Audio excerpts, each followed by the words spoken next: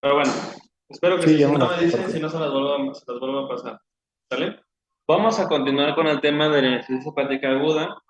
Es una enfermedad que, pues, como en todos los casos que hemos visto de las insuficiencias hepáticas, requieren como una regla que el hígado se encuentre sano.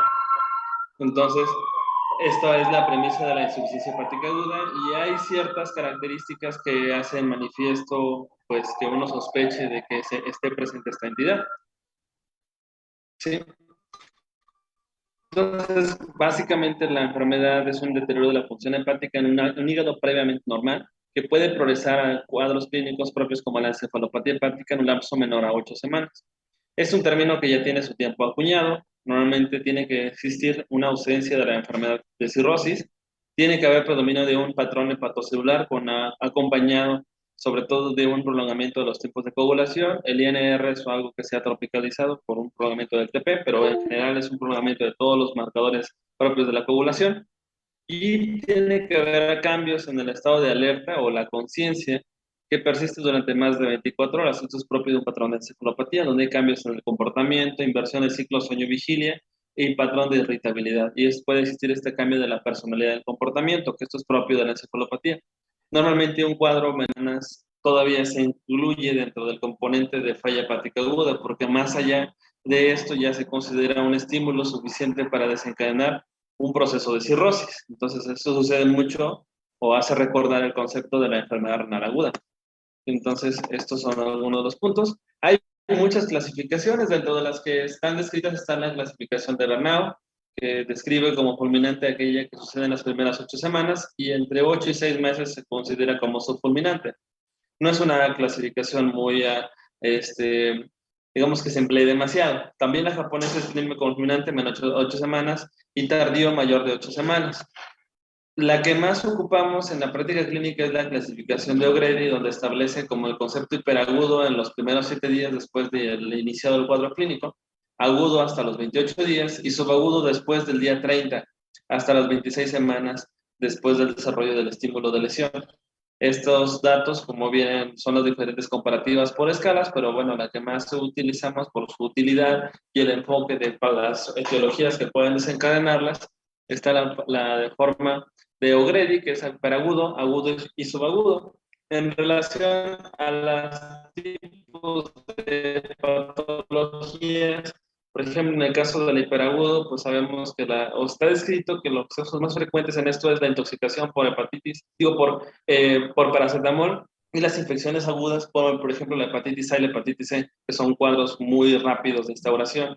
También pueden existir algunos casos, por ejemplo, de virus no hepatotropos, como Epstein-Barr o citomegalovirus. Eventualmente, en estos casos, pues son datos propios de coagulopatía, ictericia y patrón hepatocelular. Y bueno, les puede ir bien a los pacientes si se les da un trasplante hepático de manera temprana. Del concepto agudo es de 1 a 4 semanas y en estos casos entran, por ejemplo, entidades virales como la hepatitis B, es donde estaríamos más frecuentemente encontrándonos. En el estadiaje subagudo, más de 4 semanas o después del mes, entrarían muchos otros más ingesta de medicamentos que pueden ser de ingesta más crónica. ¿Sí? Entonces, vean ustedes, desde los datos hiperagudos, normalmente entrarían procesos como la infección por hepatitis A o bien la intoxicación por paracetamol, ¿no? Hay muchas otras entidades, por ejemplo, por virus, como les digo, hay virus no hepatotropos, como los herpes virus, citomegalovirus, algunos venenos propios, por ejemplo, de intoxicación, como puede ser el hongo Amanita folides, que es completamente hepatotóxico, el hígado agudo graso del embarazo, síndrome de Gel, la enfermedad de Wilson, son algunas de las hepatopatías que son de tipo metabólico, que también lo pueden presentar. Hay casos en los que se rompe la ligera la homeostasis y pueden debutar los pacientes con un cuadro de insuficiencia hepática aguda, aunque pues es más frecuente la tendencia a la cronicidad. Cánceres metastásicos, pues sí, siempre y cuando se genere la obstrucción del flujo sanguíneo hacia el hígado. Como les comenté, muchos virus no hepatotrombos propios que pueden llegar hasta el hígado, como los paramyxovirus, algunos fármacos diferentes al paracetamol, evidentemente dosis muy altas, por ejemplo, de la isoniazida, pueden generar toxicidad hepática. Algunos otros más, como la amiodarona, inclusive está descrito, aunque es más raro el caso, propiltiuracilo, como algunos de los fármacos antitiroideos, la manita faloides, que ahorita les platiqué, que son prácticamente toxinas. De los vasculares ya lo revisamos en la clase anterior, el día de ayer, donde hablamos de la hepatitis obstructiva de causa vascular, como el Buchieri en las venas suprahepáticas, las hepatitis isquémicas como infartos, hepatitis autoinmunes también entran. Ahorita más adelante voy a hablar de los patrones de autoinmunidad y formas de misceláneas por formas de metabolopatías. En cuestión al paracetamol, esto como es importante mencionarlo porque es una de las causas más frecuentes a nivel mundial. El paracetamol tiene un predominante, un metabolito tóxico, que es la N-acetilbenzoquinona imina, abreviado como NADQI. Ese es el NADQI que produce una reducción de las moléculas antioxidantes, y esto pues da un predominio del daño hepático, que es un predominio sobre todo oxidante por estrés oxidativo, y esto pues es el resumen o la reducción propia del glutatión como moléculas antioxidantes. ¿Sí? Entonces esto a nivel mundial pues es más frecuente en casi todos los países, con excepción de la parte del occidente, de todo lo que es la parte de los países de China, donde se han documentado también infecciones, por ejemplo, como hepatitis C, hepatitis B, que son predominantes en este sitio. Por la parte de América, tanto América del Norte como América del Sur y los países como Europa, se documenta todavía la intoxicidad por acetaminofén. Hay otras formas, por ejemplo, recientemente por ahí surgió a principios de año la infección por adenovirus. Era un virus que afectaba predominantemente el hígado. Era un adenovirus entérico, que pues era la variante F41, que también requería como previa exposición a la infección por SARS-CoV-2, y que evidentemente esto producía una forma de superantígeno y una respuesta inflamatoria mucho más alta, y pues y se sabe que pues el virus del coronavirus pues también infecta el sistema gastrointestinal, de ahí su tropismo por autoinmunidad, y es por eso que bueno, estos enterovirus, específicamente el F41, producía formas de hepatitis aguda fulminante en niños. Esto fue un caso recientemente sonado, ¿no? Estoy hablando de no más de mes y medio que empezaban a ver o sea, dejaron de sonar con frecuencia estos virus de adenovirus F41. Y es así como pues tenemos una lesión hepática que te puede condicionar parte de la necrosis por la propia inflamación, o bien cuando son células que no son necesariamente muertas por el estímulo lesivo, puede fallar los procesos de reparación y pues la célula marca como una célula que debe ser reabsorbida o una muerte programada, que es la apoptosis. Y de ahí pues tenemos un agotamiento de las células propias a través de diferentes mediadores, que esto activaría las vías de las caspasas y bueno, las células pues entrarían en un proceso de muerte. Y pues eventualmente predominante en el escenario de necrosis, pues nos puede conllevar a un proceso de muerte celular por parte de los hepatocitos. Tenemos dentro de la clínica de la insuficiencia hepática pues una gran cantidad de escalas, pero de forma mucho más rápida. El día de ayer hablamos sobre la hepatopatía crónica, como los datos de cirrosis, que eventualmente pueden ir por ahí los síntomas, pues poco a poco dándose, pero lo cierto es que en la insuficiencia hepática aguda es lo mismo, pero más rápido. Y todo nace pues por diferentes estímulos, predominantemente partiendo por la inflamación, las interleucinas pues, que activarían a los glóbulos blancos, los cuales te darían pues diferentes marcadores, sobre todo la liberación de óxido nítrico, lo que te daría vasodilatación.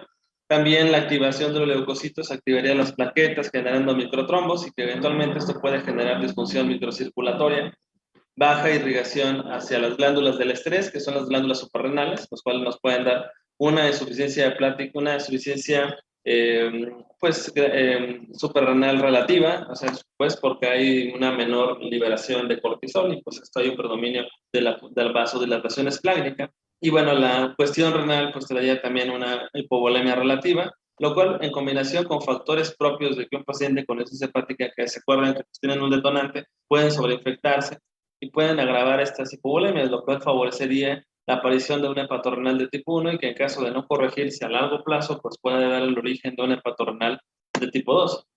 En cuanto al proceso de inflamación que previamente tomamos, pues es importante mencionar que pues hay una reducción en la síntesis de los factores procoagulantes y anticoagulantes, lo cual favorece pues también un consumo plaquetario, y pues puede dar el inicio de una coagulación intravascular, que en su inicio es localizada en los sitios principalmente aledaños, y con el reclutamiento de la inflamación pues ya da coagulación intravascular diseminada, y que es lo mismo que La coagulación intravascular diseminada se entiende como un proceso donde hay trombosis, pero también hay sangrado. Entonces tenemos la dualidad, donde por una parte hay microtrombosis en los ciertos tejidos, pero también el paciente tiene un proceso propio de hemorragia en zonas como la piel, a nivel de los ojos, a nivel de la nariz, a nivel de los dientes, que puede haber sangrado gastrointestinal propio a través de este consumo de factores coagulantes. A nivel neurológico sucede lo que hemos platicado el día de ayer, que el amonio eleva en grandes cantidades y pues arriba de 200 es más probable que genere datos de hipertensión intracraneal por predominio sobre todo de los neurotransmisores pues que son excitadores, los cuales nos darían pues principalmente inflamación y el edema cerebral por un compromiso pues en toda la neuroglía. Y pues que esto evidentemente el edema cerebral compromete el flujo sanguíneo cerebral y que te conllevaría a un estado de hipertensión intracraneal. Sí, pues esto tendríamos un estado propio de una encefalopatía pues con datos de gravedad. A nivel pulmonar, pues sucede lo mismo, el patrón de congestión. Es probable que se pueda desencadenar de forma rápida por congestión un síndrome hepatopulmonar, no como tal una hipertensión pulmonar. Esto más que nada sería un síndrome hepatopulmonar por la congestión venosa y que con la asociación con la disfunción del ventrículo derecho, pues te puede dar datos de congestión de datos de congestión venosa en general, ¿no? Lo que hablábamos en la clase de falla cardíaca, lo que es el edema de extremidades, datos de congestión derecha, ¿no? También, pues, la disfunción propia por la inflamación severa puede condicionar a un agotamiento del sistema inmunológico, lo cual nos da una pobre respuesta inmunológica y favorecer infecciones, lo cual, pues, nos lleva a un término conocido parcialmente, que es la inmunoparálisis, donde el sistema inmunológico es incapaz de mantener la defensa adecuada del sistema en general, y pues nos puede dar predisposición a infecciones, ¿no? Y por la parte nutricional, pues también las reservas hepáticas de glucógeno que están sobre el hígado, recuerda que es un tejido que se llena de grasita de manera natural, pues también fallan estos procesos favoreciendo sobre todo procesos de hipoglucemia. También el recambio muscular incrementado propio de la inflamación, pues hace una falta de los aminoácidos de cadena ramificada, los cuales platicaba el día de ayer, que sobre todo se benefician, por ejemplo, de la infusión de estos aminoácidos como leucina, osteoleucina y valina, los cuales son los aminoácidos de cadena ramificada que más hacen falta en el paciente hepático por el proceso de caquexia, por la inflamación a largo plazo, y que pues hay ciertos nutrientes que se pueden, bueno, formas de alimentación especializada como es el Enterex hepático, que te puede ayudar para que el paciente pues tenga menor tasa de recambio y esto reducir la tasa de encefalopatía. Y es así como, pues de los síntomas, pues a nivel pulmonar puede haber lesión pulmonar, los datos de congestión por sobrecarga derecha. A nivel hepático, pues haber hipoglucemia, un incremento en la acidosis láctica por menor aclaramiento, la hiperamonemia, que tendría un impacto a nivel central, dándote el edema cerebral y evidentemente la hipertensión intracraneal. Trastornos de la coagulación, que tienes más probable de tener sangrado. A nivel cardíaco, pues la congestión, datos de fallo del ventrículo derecho. A nivel pancreático, pues darte la pancreatitis. También es dato de algunos de los escenarios que se pueden desarrollar. La falla adrenal o la de la glándula suprarrenal por disminución de los niveles de cortisol. También el hepatorrenal y pues un compromiso en la hipertensión portal. Entonces, es una manifestación pues multisistémica de alta mortalidad. Y es así como a nivel neurológico pues predomina la encefalopatía, dependiendo de los grados por West Havens, claro que a más amonio, más gravedad.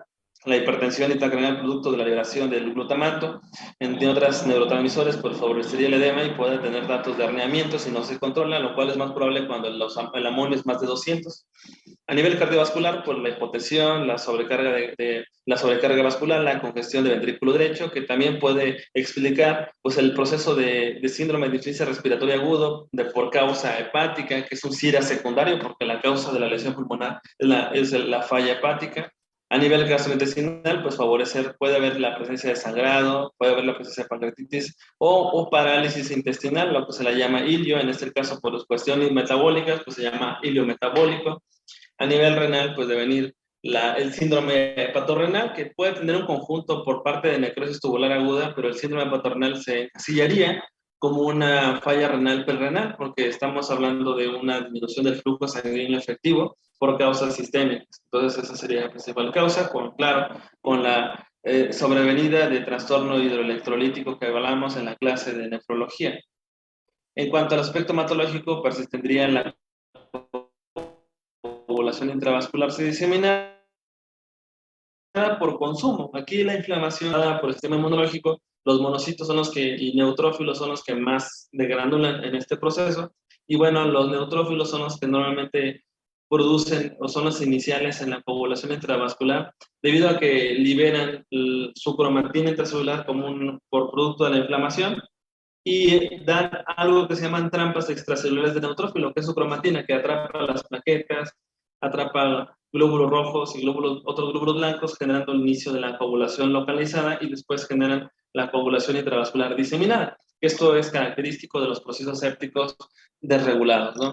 A nivel infeccioso, pues es probable que lleguen más bacterias oportunistas y bueno, aquí te recordar un poco al mood piles en todos los procesos de acidosis metabólica, que pues bueno, hay muchas más. Este es un acrónimo donde incluye un poco más de letras, pero pues recordando nada más aquí de manera relevante el mood pill, no olvidarlo que existen otras áreas como el alcohol, el toleno, este es el mood pill más extendido, por así decirlo, que entra en algunas de las formas de acidosis metabólica de brecha aniónica alta, que en algún momento platicamos en la clase de endocrino. Y es por ello que dentro del abordaje de la insuficiencia hepática aguda, pues es importante pues el tamizaje, o sobre todo la historia clínica, indagar si se está tomando medicamentos de forma crónica, qué tanto ha sido si tiene un componente ansioso, ha habido antecedentes de suicidio, o en dónde anda viajando el paciente, cuáles son sus gustos alimenticios, porque puede ser que pues, le gusten los hongos y por ahí se comió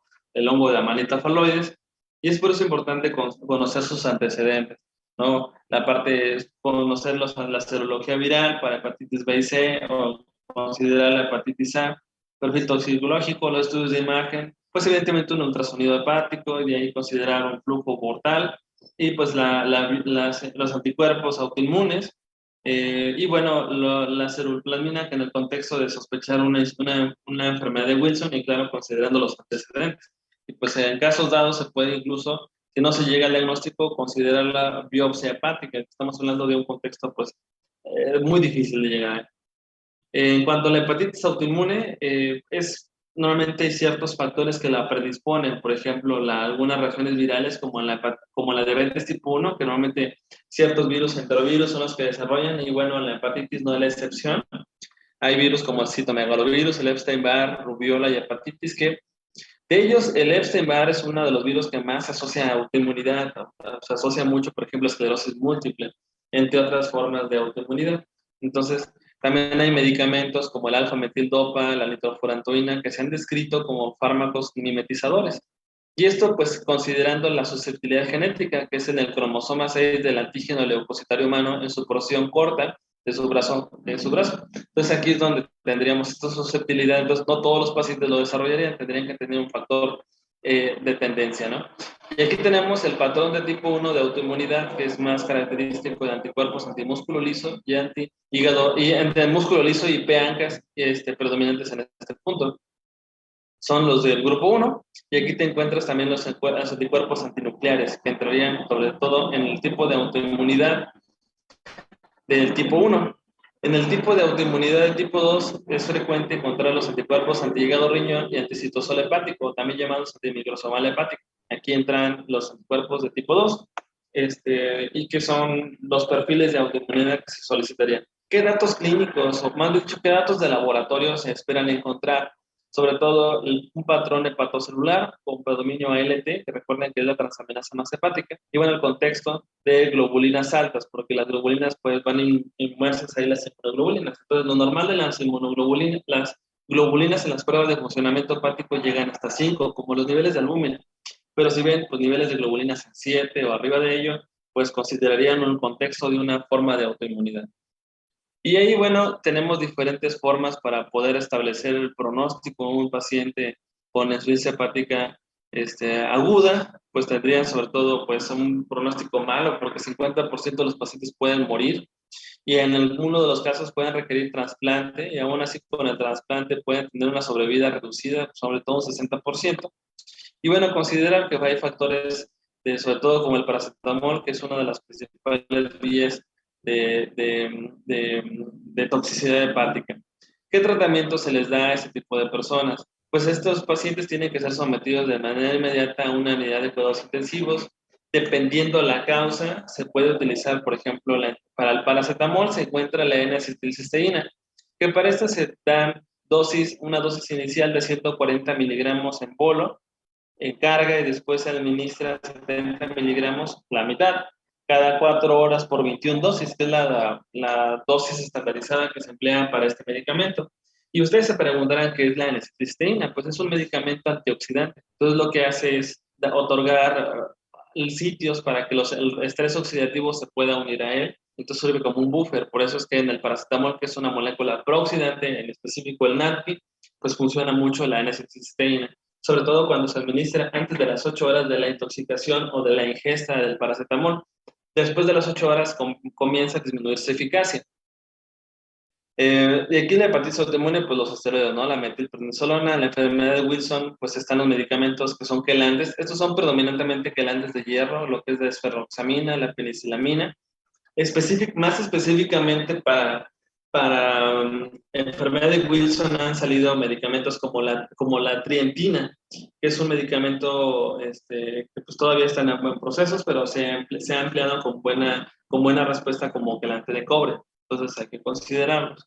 Herpes virus, pues bueno, la ciclovir, la dosis estandarizada de la ciclovir es de 10 a 15 miligramos por kilogramo de peso al día.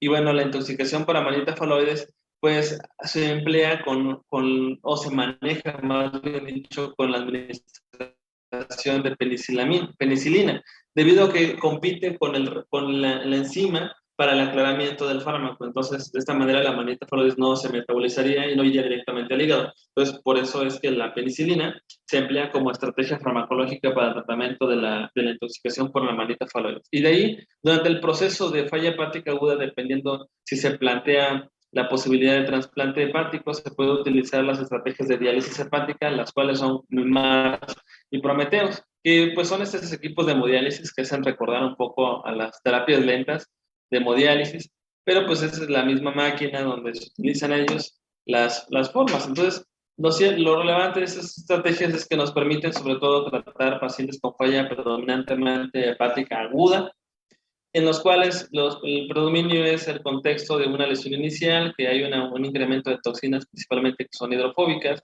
y en muchas de ellas contextos como el amonio, que sobre todo el amonio, el lactato y los aminoácidos son sustancias que no se pueden no se hemodializan por los filtros convencionales. Es por eso que se utiliza una terapia MARS o Prometeus, que son terapias con base en albúmina, que permite la extracción de estos solutos que no se extraen a través de una hemodiálisis convencional. Entonces, es aquí donde se utilizarían este tipo de tratamientos. Estas terapias MARS lo que hacen es a través del catéter Majorca de hemodiálisis normal. Por una parte se hace la extracción de líquido, o sea, de la sangre de la persona, y por otra parte se hace la remoción con un flujo dializante con contenido de albúmina en altas dosis. Entonces, de esta manera la albúmina sujeta los solutos en cuestión y limpia la sangre. Entonces, te regresa la sangre a través de un proceso con empleo de albúmina. Es por eso que las terapias MARS o las terapias Prometeo son terapias muy caras, porque emplean grandes concentraciones de albúmina durante el proceso dializante.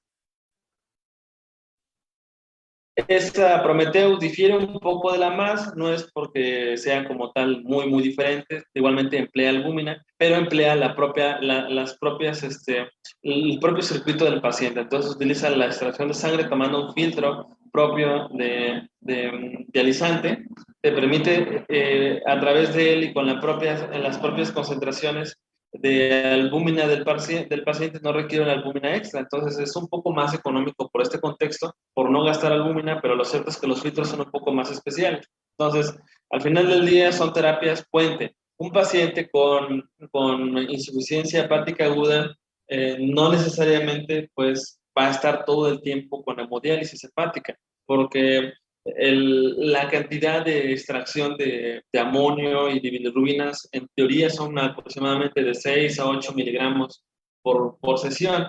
y son terapias muy caras. Entonces, y así como se las quitas, vuelven a darte la elevación. Entonces, por eso estos tipos de terapias de hemodiálisis hepática están destinadas a terapias puentes, es decir, el paciente que se va a trasplantar y que está con falla hepática aguda durante el proceso pre-trasplante y post-trasplante, se mete a hemodiálisis hepática después y para evitar el síndrome de hígado bebé que les comenté en la clase anterior. Entonces, es por eso que si el paciente no se va a trasplantar, pues no se le daría este tipo de terapia porque sería un gasto completamente innecesario. Son muy caras estas terapias. Entonces, por eso es que es importante considerar que, pues bueno, si es un paciente que tiene falla hepática aguda, que está predominantemente tendencia a trasplantarse, pues sí, ahí sí no hay vuelta de hoja, se debe de someter a un proceso de diálisis. Ahora, ¿cuáles son los criterios que llevaríamos nosotros a un paciente para decidir si lo vamos a trasplantar? Sobre todo donde más está descrito y estudiado es en el paciente con falla hepática por paracetamol. De aquí que, por ejemplo, para trasplantes que se tengan INR más de 3, predominante, más de 7 predominantes, más que tengan una edad menos de 10 o más de 40 años, con INR entre 3.5, más de ello, o bien que tengas bilirrubinas más de 18 y una aparición de encefalopatía en los primeros 7 días. Durante estos procesos, pues puedes apoyarlo, o bien la modificación con los criterios por paracetamol, que tengas lactato presentemente alto, y que tengas acidosis metabólica con encefalopatía de West-Havens, al menos con más de 3 grados, INR más de 6,5, con síndrome hepatorenal, con una creatinina arriba de 3.5 y con lactato persistentemente alto. Entonces, esos son los criterios normalmente que se emplean para definir qué paciente con falla hepática aguda se debe llevar a trasplante. Entonces, es lamentable cuando una persona sufre este tipo de problema. Es raro, porque la verdad, hoy en día ya está muy regulada sobre todo la ingesta de paracetamol. No cualquiera toma la dosis, la cantidad necesaria, porque la dosis tóxica